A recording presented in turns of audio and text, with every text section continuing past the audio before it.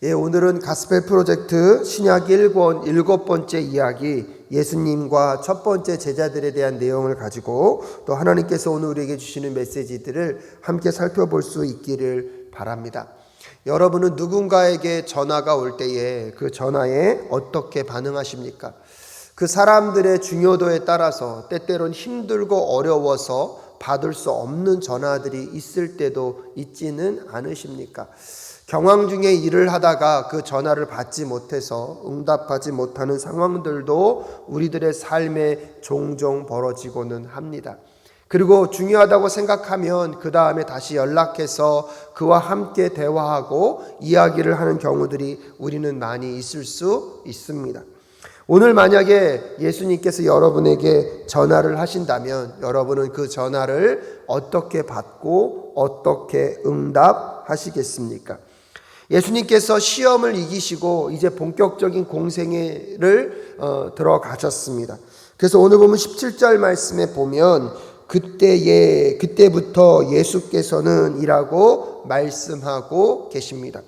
예수님께서 오늘 제자들을 만드시기 전에 가장 첫 번째로 하셨던 일, 공생애를 시작하시면서 예수님께서 가장 먼저 하셨던 일은 무엇이었습니까? 첫 번째로 예수님은 회개를 선포하셨다는 것입니다.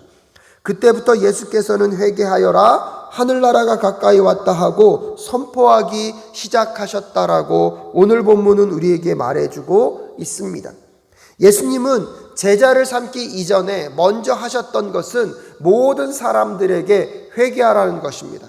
그리고 하나님의 나라가 가까이 오고 있다는 것을 알려주셨습니다. 하나님의 나라가 가까이 오고 하나님의 나라를 이루어감에 있어서 가장 먼저 그리스도인들로서 하나님의 백성이 되는 길은 회개하는 길임을 우리에게 말씀하고 계십니다. 회개는 마음을 바꾸어 삶을 변화시키는 길로 돌아서는 것을 회개라고 말할 수 있습니다. 무엇보다도 회개할 수 있는 것은 내가 과거에 어떠한 상태에 있었고 내가 하나님 앞에서 얼마나 죄인인지를 깨닫는 자들, 그래서 그 죄인된 삶으로부터 벗어나 하나님을, 예수 그리스도를 마음의 주인으로 모시고 하나님 나라 백성다운 삶을 살겠다고 결단하는 자리까지 나아가는 것, 죄인된 상태로부터 돌아서서 하나님의 거룩한 백성, 하나님의 따뜻하고 하나님의 인도하심과 사랑 안에 거하는 그리스도인으로서의 삶을 살아가기를 결정하고 작정하는 것, 그것이 회개 안에 포함되어 있는 것입니다. 그래서 무엇보다도 제자들에게 있어서 회개라는 것은 해도 되고 하지 않아도 되는 것이 아니라, 제자라면 마땅히 가장 먼저 내가 그리스도의 십자가 앞에서 죄인임을 깨닫고 내 마음의 죄와 허물을 다 그분 앞에 쏟아 놓으면서 내가 내 삶의 주인으로 살아왔던 과거의 삶의 죄의 모습들을 하나님께 다 고백하고 이제는 우리의 마음의 중심 가운데 예수 그리스도를 영접함으로 그 예수 그리스도를 주인 삼고 살아가는 삶의 여정이 있어야 함을 우리는 깨달을 필요가 있습니다. 그 회개가 없이는 누구도 하나님 나라 백성이 될 수 없고, 그 회개를 통과하여야지만 우리는 비로소 십자가의 믿음을 통하여서 하나님 나라 백성이 될 수 있음을 우리는 기억할 필요가 있습니다. 그래서 오늘 예수 그리스도께서 회개하여라, 하나님 나라가 가까이 왔다라고 먼저 선포하시면서 하나님의 백성들을 부르고 계십니다. 사랑하는 여러분, 오늘 여러분의 삶 속에서 정말로 예수 그리스도의 십자가 앞에서 여러분이 스스로가 죄인임을 깨닫고 내 삶 속에 예수 그리스도를 주인으로 모시는 그 과정들, 또한 내 과거의 죄된 삶의 절망과 그것의 추악함의 내용들을 깨닫고 눈물로 주님 앞에 나와 내 죄의 모든 것들을 자복하며 고백하며 나아가는 그 순간들이 정말로 여러분의 삶 가운데 어떻게 자리하고 있었는지를 돌아볼 필요가 있습니다. 여러분의 삶 속에서, 여러분의 신앙의 여정 속에서 여러분은 어떤 회개의 눈물을 흘린 적이 있으십니까? 우리 안에 예수 그리스도를 만나고 십자가로 나아가는 과정 가운데 우리는요, 이 회개가 반드시 필요하다는 것을 기억해야 합니다. 앞에서도 말씀드렸던 것처럼 회개는 무엇입니까? 내가 죄인임을 깨닫고 내가 내 삶의 주인으로 살아왔던 것들이 죄임을 깨닫고 그 죄의 결과와 죄의 절망과 그 죄의 아픔과 고통, 그 죄의 저주를 처절하게 알면서 이제는 더 이상 그 죄된 삶을 벗어나 내 죄의 모든 값을 치러주신 예수 그리스도의 십자가를 믿고 그 십자가 안에 거하는 삶, 즉 내 삶의 주인으로 예수 그리스도를 모시고 예수 그리스도와 함께 이제 이 땅에서의 삶을 하늘 백성으로 그리스도인답게 살겠다는 그 돌아섬의 고백이 있는 자들, 그들을 통하여서 하나님은 하나님의 역사를, 하나님의 나라를 이 땅 가운데 이루어 가실 것입니다. 또한 가까이 오고 있는 그 하나님의 나라를 함께 세워가고 그 나라 백성이 될 수 있는 사람들은 어떤 사람이기 때문입니까? 스스로가 죄인임을 깨닫고 회개하고 돌아온 자들만이 그 나라 백성으로서의 삶을 살아갈 수 있기 때문에 예수님께서는 공생애를 시작하시면서 가장 첫 번째로 외치신 메시지가 회개하여라, 하늘나라가 가까이 왔다라는 것임을 선포하고 계십니다. 사랑하는 사랑교회 성도 여러분, 오늘 여러분의 인생과 여러분의 삶 속에 하나님의 나라가 정말로 온전히 임하는 오늘 이 시간 되실 수 있기를 주님의 이름으로 축복합니다. 그러기 위해서 여러분 각자가 처음 내가 예수 그리스도를 믿고 회심하고 주님 앞에 돌아왔던 그 순간들을 다시 한번 기억하시면서 그 십자가의 은혜, 그 십자가의 사랑이 나를 어떻게 주님의 품으로 인도했는지를 묵상하고 오늘 이 하루를 시작하고 마무리하는 우리 모두가 될 수 있기를 간절히 소원합니다. 또한 회개의 자리는 어떤 자리입니까? 하나님의 사랑과 하나님의 은혜가 얼마나 풍성한지를 깨닫는 자리일 수 있습니다. 내가 죄인임을 깨닫게 될 때 그 죄의 결과와 죄의 그 저주가 얼마나 무섭고 여러분 처절한 것인지를 깨닫게 되며 그것은 나의 힘과 능력으로 감당할 수 없기 때문에 하나님께서 나를 위하여 이 땅 가운데 오셔서 십자가를 통하여서 구원의 길을 여셨고 나에게 회개의 순간들을 허락하셨다는 것, 그러기에 회개는요 철저한 눈물의 순간과 동시에 하나님의 은혜와 사랑을 경험할 수 있는 기쁨과 감격의 자리가 또한 될 수 있다는 사실입니다. 우리 사랑교회 모든 성도님들과 이 예배에 참여하시는 여러분들의 삶과 심령 가운데 정말로 그 회개의 순간을 기억하시고 아직도 내가 죄인임을 깨닫지 못하고 회개를 경험하지 못한 분들이 있다면 다시 하나님 앞으로 나아와 여러분 회개로 주님의 백성의 삶으로 나아가시는 우리 모든 분들 되실 수 있기를 주님의 이름으로 축복합니다. 그리고 나서 예수님께서 두 번째로 하신 일이 무엇이냐면 두 번째로 예수님은 의외의 사람들을 불러 모든 것을 버리고 주님을 따르도록 하셨다는 것입니다. 오늘 여러분과 함께 읽은 마태복음 4장 18절부터 22절까지의 말씀은 예수님이 하나님 나라가 가까웠다 회개하라는 복음을 선포하시고 나서 이제 그의 제자들을 찾아 나서시는 장면을 설명하고 있습니다. 특별히 18절에 예수께서 갈릴리 바닷가를 걸어가시다가 두 형제 베드로라는 시몬과 그의 형제가 아닌 안드레가 그물을 던지고 있는 것을 보셨다. 그들은 어부였다라고 얘기하고 있고요. 예수님께서 그들에게 뭐라고 말씀하십니까? 19절에서 예수께서 그들에게 말씀하셨다. 나를 따라오너라. 나는 너희를 사람을 낚는 어부로 삼겠다라고 말씀하시면서 그들의 원래 직업은 물고기를 잡는 어부였지만 내가 이제 너희들을 통하여서 물고기만 잡는 것이 아니라 사람의 생명을 살리고 사람을 구원하고 하나님 나라 백성으로 사람들을 초대하는 하나님의 나라 백성으로 사람들을 연결시킬 수 있는 사람을 낚는 어부가 되게 하시겠다라고 예수 그리스도께서 그들에게 말씀하셨습니다. 그러자 그 말을 들은 사람들은 어떻게 반응했습니까? 20절에 보면 그들은 곧 그물을 버리고 예수를 따라갔다고 이야기하고 있습니다.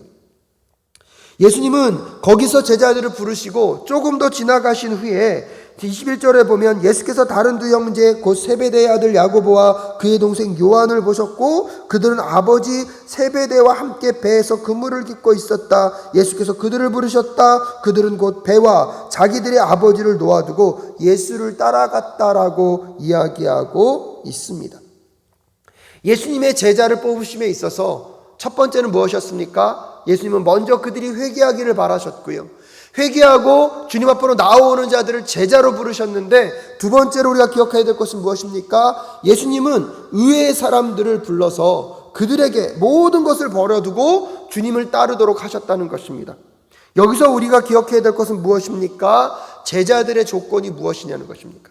예수님의 제자가 되기 위하여서 우리가 행동해야 하고 반응해야 될 것들이 무엇입니까? 예수님은 예수님의 사역을 혼자 하려는 생각이 없으셨던 것 같습니다.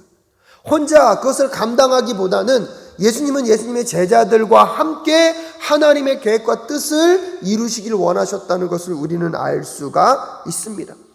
그 놀라운 하나님의 계획과 뜻을 이루기 위하여서 그러면 제자들로 부르실 때에 제자들에게 필요한 이런 필요 조건들은 무엇이었을까요? 세상적으로 보면 더 높은 학벌과 실력과 부와 명예와 어떠한 인간관계와 인맥과 세상적인 지위와 권력이 있을 때 그것이 좋을수록 더 큰 일을 할 수 있다고 생각하고 있지만, 예수님은 오히려 세상의 중심부에서 예수님의 제자를 찾은 것들이 아니라 세상의 주변부에서 예수님의 제자들을 찾고 있었다는 사실을 우리는 확인할 수가 있습니다. 특별히 오늘 예수님의 제자들의 직업이 무엇입니까? 어부라는 것입니다. 그 당시 어부들의 삶의 수준으로 봤을 때는 경제적으로도 그렇고 삶의 학식의 부분에서도 그렇게 탁월한 사람들이 아니라는 것을 우리는 그 당시 문화를 보면 알 수 있습니다. 하지만 그렇다 해서 그들이 무조건 다 가난했던 자들이라고 말할 수는 없는 것이, 오늘 보면 22절에 보면 그들은 곧 배와 자기들의 아버지를 놓아두고 예수를 따라갔다라고 얘기하고 있는데요, 여기서 보면 예수님의 제자들이 배를 소유한 자들도 있다는 것을 우리는 알게 됩니다. 그 당시 배를 소유하고 있다는 것은 여러분, 그들의 직장이나 그들의 삶의 부의 수준이 낮기만은 하지 않았다는 것입니다. 그런 점에서 보면 어부라는 직업 자체가 그 당시에는 상위 계층과 어떠한 더 유명한 자들과 어떠한 부분에서 더 높은 지위에 있는 사람은 아니라 할지라도, 그렇다고 그 세상에서 가장 밑바닥에 가장 가난한 사람은 또한 아닐 거라는 것을 우리는 기억할 필요가 있습니다. 그렇기 때문에 예수님의 제자가 되기 위해서는 무조건 가난해야 된다, 무조건 낮은 자리에만 있어야 된다는 것은 말하고 있는 것이 아니라요, 여기서 분명한 것은 무엇입니까? 예수님께서는 비록 세상의 중심부에 안 있고 주변부에 있다 할지라도 그들의 부함과 가난함, 그들의 유명함과 무명함, 그들의 실력 있음과 실력 없음과 상관없이 중요한 것은 무엇입니까? 오늘 하나님 예수 그리스도의 그 부르심 앞에 그들이 순종함으로 나올 수 있는가 하는 것입니다. 그 순종함에서 예수님이 요구하는 것은 무엇입니까? 그들의 삶의 모든 것들을 내려놓고 내버려 두고 예수님을 따를 수 있는가가 곧 예수 그리스도의 제자가 될 수 있는가 될 수 없는가의 문제임을 오늘 우리에게 알려주고 있습니다. 특별히 예수님은 제자들에게 나를 따라오게 될 때에 너희들이 사람을 낚는 어부가 되겠다고 말씀하시면서 그들에게 하나님 나라의 비전을, 하나님 나라의 계획과 뜻을 알려주셨습니다. 제자들은 그 뜻이 무엇인지를 이해할 수 있었어야 됐고요, 그것이 어떠한 가치가 있고 그 부르심이 과연 내 인생에 어떤 의미가 있는지를 그들은 최소한 이해할 수 있었어야 될 것입니다.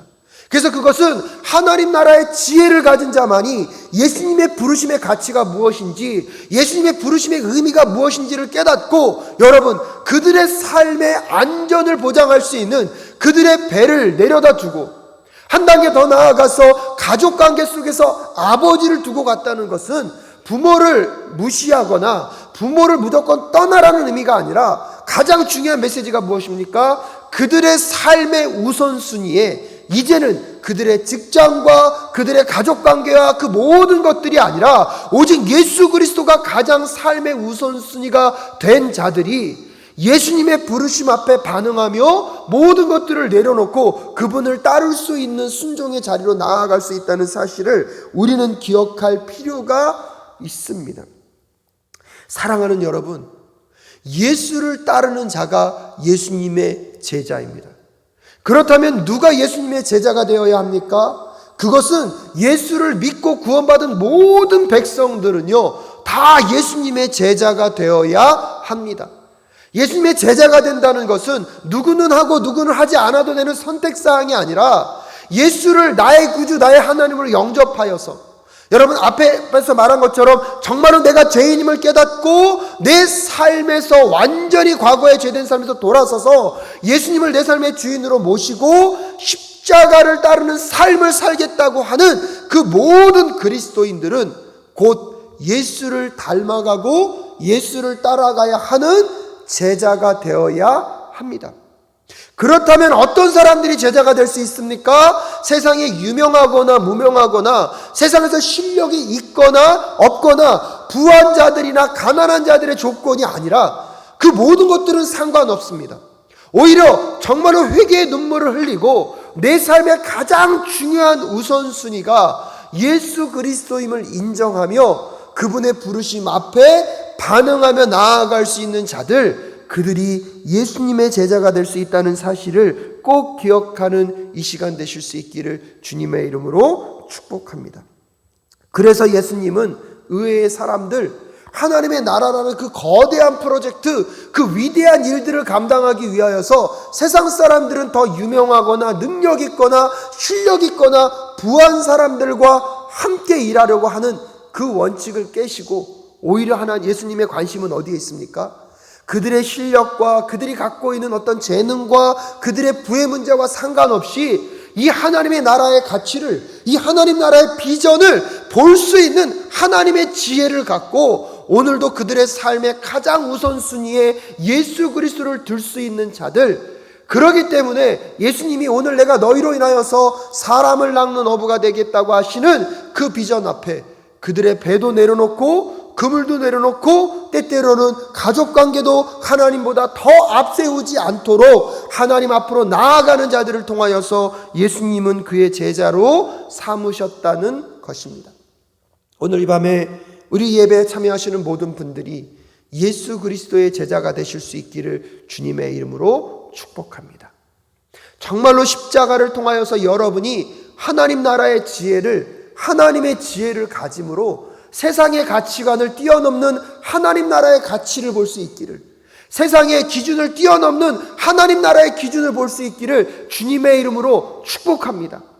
그래서 매일매일 여러분의 삶 속에서 하나님께서 나를 부르시는 자리, 세상의 그 어떠한 가치로 판단할 수 없는 그 자리에 가장 우선순위를 두고 그 일에 가장 먼저 헌신함으로 예수 그리스도의 제자로 쓰임받는 우리 모든 성도님들 되실 수 있기를 주님의 이름으로 축복합니다. 그러면서 세 번째로요, 예수님이요 이름 없는 사람들을 불러 주님을 따르도록 하셨다라고 우리에게 성경은 알려주고 있습니다. 오늘 여러분과 함께 읽지는 않았지만 마태복음 9장 9절부터 13절 말씀에 보면 예수님이 세리인 마태를 부르시는 장면을 또한 마태복음은 우리에게 묘사하고 있습니다. 마태복음 9장 9절부터 13절 말씀 제가 읽어드립니다. 예수께서 거기에서 떠나서 길을 가시다가 마태라는 사람이 세관에 앉아있는 것을 보시고 말씀하셨다. 나를 따라오너라. 그는 일어나서 예수를 따라갔다. 예수께서 집에서 음식을 드시는데 많은 세리와 죄인이 와서 예수와 그 제자들과 자리를 같이 하였다. 바리새파 사람들이 이것을 보고 예수의 제자들에게 말하였다. 어찌하여 당신네 선생은 세리와 죄인과 어울려서 음식을 드시오? 예수께서 그 말을 들으시고서 말씀하셨다. 건강한 사람에게는 의사가 필요하지 않으나 병든 사람에게는 필요하다. 너희는 가서 내가 바라는 것은 자비요 희생제물이 아니다 하신 말씀이 무슨 뜻인지 배워라. 나는 의인을 부르러 온 것이 아니라 죄인을 부르러 왔다라고 말씀하십니다. 오늘 예수님이 제자를 부르시는 세 번째 장면에서 우리가 생각해 봐야 할 것은 그 당시 사람들에게 가장 손가락질 당하고 가장 사람들이 혐오하고 싫어했던 세리 마태를 예수님이 예수님의 제자로 부르셨다는 것입니다. 그리고 예수님은 그 죄인들과 세리들과 함께 먹고 마시면서 함께 생활하셨는데, 그것이 그 당시 바리새파 사람들에게는 굉장히 큰 문제거리였고 화두가 되었다는 것을 우리는 알 수 있습니다. 지금 한국은요, 대선 전국으로 들어가면서 많은 대선의 후보들의 선거 캠프에서 여러 가지 이슈들이 진행되고 있습니다. 선거 캠프 안에 여러분 어떤 사람들을 영입하려고 노력합니까? 정말로 실력 있고 탁월하고 주변에 명망 있는 사람들. 그러다가 그 캠프 안에서 캠프를 구성하고 있는 사람들의 비리나 잘못된 점들이 발견되게 되면 그들은 바로 그 캠프로부터 어떡하죠? 탈퇴를 하거나 쫓겨나기도 합니다. 왜 그렇습니까? 그 캠프를 더 건강하고 사람들이 보기에 더 좋은 캠프로 보이기 위한 것입니다. 그런데 놀라운 건 무엇입니까? 예수님께서 이 땅 가운데 하나님의 나라가 가까웠다 회개하라고 선포하시면서 하나님의 나라의 일들을 시작하시는데, 오히려 예수님은 유명하거나 탁월하거나 사람들로부터 존경받는 자들과 함께 일하시는 것이 아니라 오히려 그 당시 사람들에게 손가락질 당하고 그들과 함께함으로 인하여서 문제가 더 많이 발생할 수 있는 자들과 함께 하신다는 것입니다. 한 걸음 더 나아가서 그들을 예수님의 제자로 부르셨다는 사실입니다. 여러분, 이것은 세상적인 원리로 생각해 보면 합리적인 방법이 아닙니다. 정말로 그 일을 제대로 하려고 하는 생각이 있는 것인지 아니면 그 일을 망치려고 하는 것인지 여러분 고민할 정도로 예수님은요, 그 당시에 문제 있었던 사람들, 그 당시에 무명했던 사람들, 그 당시에 저들이 모여서 어떤 일을 감당할 수 있어 라고 생각할 정도로 세상 사람들이 보기에는 아무것도 아닌 사람들을 부르셔서 예수님은 예수님의 제자를 삼고 계십니다. 그러면서 사람들이 주변에서 수군덕거리며 손가락질할 때에 예수님은 뭐라고 말씀하십니까? 오늘 9장 12절 말씀에 보면 건강한 사람에게는 의사가 필요하지 않으나 병든 사람에게는 필요하다. 13절에 너희는 가서 내가 바라는 것은 자비요 희생제물이 아니다 하신 말씀이 무슨 뜻인지 배워라. 나는 의인을 부르러 온 것이 아니라 죄인을 부르러 왔다라고 말씀하시면서 이 땅 가운데 예수님이 오신 이유와 목적을 분명히 밝혀두고 있습니다. 사랑하는 여러분, 예수 그리스도의 목적은 성공이 아니라 승리에 있었습니다. 그 승리는 무엇입니까? 이 땅의 모든 사람들이 죄인임을 깨닫고 예수 그리스도의 십자가가 아니고서는 그의 인생 가운데 구원이 없다는 것을 그들이 알 수 있도록, 그래서 이 세상을 살아갈 때에 하나님의 지혜로 이 땅 가운데 썩어지고 없어질 가치들을 분별해내고 영원한 하나님의 나라의 가치가 무엇인지를 이 땅의 사람들이 알 수 있도록 하는 것, 그리하여서 그들도 하나님 나라의 거룩한 비전과 그 꿈을 품고 이 세상을 살아가지만 하나님 나라의 거룩하고 영원한 영광스러운 나라를 살아가기를 하나님은 원하고 계셨습니다. 그래서 예수 그리스도께서 이 땅 가운데 오셔서 의인이라고 생각하는 사람들이 아니라 죄인이라고 깨닫는 자들을 부르셨고 그들을 통하여서 하나님 나라의 위대한 일들을 만들어 가셨다는 것은 오늘 우리에게 어떠한 메시지를 주고 있습니까? 사랑하는 여러분, 여러분이 이 땅 가운데 무언가에 대한 성공과 유명과 부와 명예와 세상적인 지위를 갖는 것이 중요하지 않다는 것입니다. 중요하지 않다고 그것이 필요 없다는 것이 아닙니다. 하지만 그것이 있던 없던 여러분은 하나님 나라의 위대한 제자로서 하나님 나라의 위대한 백성으로서의 삶을 살아갈 수 있음을 꼭 기억하실 수 있기를 주님의 이름으로 축복합니다. 그 길을 살아갈 수 있는 비결이 무엇입니까? 오늘도 예수 그리스도의 십자가가 온전히 우리의 삶 가운데 놓여있는, 예수 그리스도의 십자가가 우리의 삶 가운데 온전한 희망이고 소망이며 유일한 생명의 길임을 깨닫는 우리 모두가 될 수 있기를 간절히 소원합니다. 특별히 그러기에 여러분 주변에 정말로 저 인생은 아무것도 할 수 없는 인생이고 무언가를 이룰 수 없는 인생이라고 생각하고 판단한 그 인생조차도 여러분, 예수님이 그 영혼을 위해서 오셨다는 것을 깨닫고 그 영혼이 예수 그리스도를 만날 수만 있고 예수 그리스도 안에서 새로운 생명을 얻어 예수님의 제자로 쓰임받아 하나님의 그 거룩한 나라를 이루어가는 주님의 일꾼이 될 수 있다는 사실을 꼭 기억하실 수 있기를 주님의 이름으로 축복합니다.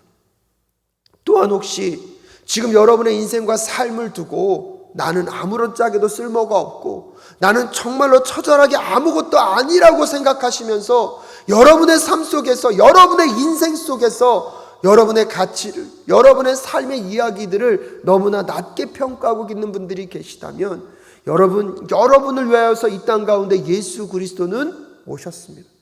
여러분에게 그 영원한 생명을 주시기 위해서 오셨을 뿐만 아니라 여러분을 그 예수 그리스도의 제자로 부르셔서 하나님의 그 거룩한 비전, 내가 너희로 사람을 낚는 어부가 되게 하리라고 하시는 그 비전을 이루어가기 위하여서 지금도 여러분을 부르셔서 하나님은 여러분과 함께 하시고 여러분을 살려내시고 여러분의 인생의 구원의 축복을 흘려보내고 계심을 꼭 깨닫는 오늘 이 시간 되실 수 있기를 주님의 이름으로 축복합니다.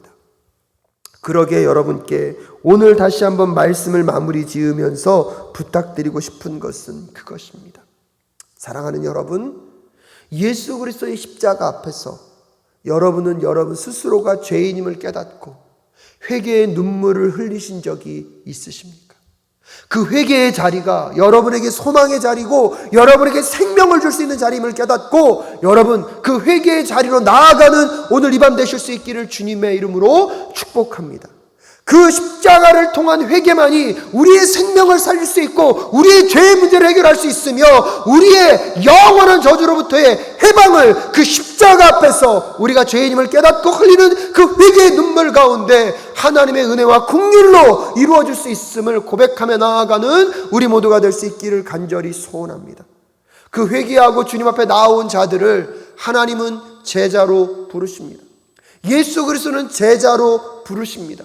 세상에 유명하거나 무능하거나 세상의 부와 가난함의 문제가 아니라 오늘도 정말로 하나님이 주시는 그 하나님의 지혜를 갖고 이 땅 가운데 가장 중요한 가치가 무엇이고 이 땅 가운데 가장 중요한 우선순위가 무엇인지를 분별해낼 수 있는 자, 그래서 이 세상에 어떠한 부와 명예와 세상적인 지위보다 여러분 예수 그리스도가 가장 최우선에 있기에 오늘도 그분이 부르시면 그 모든 것들을 다 내려놓고 주님을 따를 수 있는 자들을 통하여서 하나님은 하나님의 제자로서 하나님 나라의 위대한 일들을 만들어 가실 것입니다. 비록 그 인생이 세상으로부터는 손가락질 당하고 정말 죄인 중에 죄인이라고 사람들의 멸시와 모멸을 받는 그 자리에 있는 사람이라 할지라도 하나님이 구원하지 못할 인간은 없습니다. 하나님이 구원시키지 못할 죄인은 없습니다. 그러기에 여러분도 여러분 주변에서 저 사람은 끝이야, 저 사람은 아무런 소망이 없어라고 선언할 수 없다는 사실을 꼭 깨닫고 여러분 포기하지 말고 지금도 여러분이 그들을 초대하여서 하나님의 그 십자가의 구원의 방주 안으로 끊임없이 초대하고 불러들일 수 있기를 간절히 소원합니다. 예수님이 포기하지 않으시기에 우리도 포기하지 않을 수 있기를.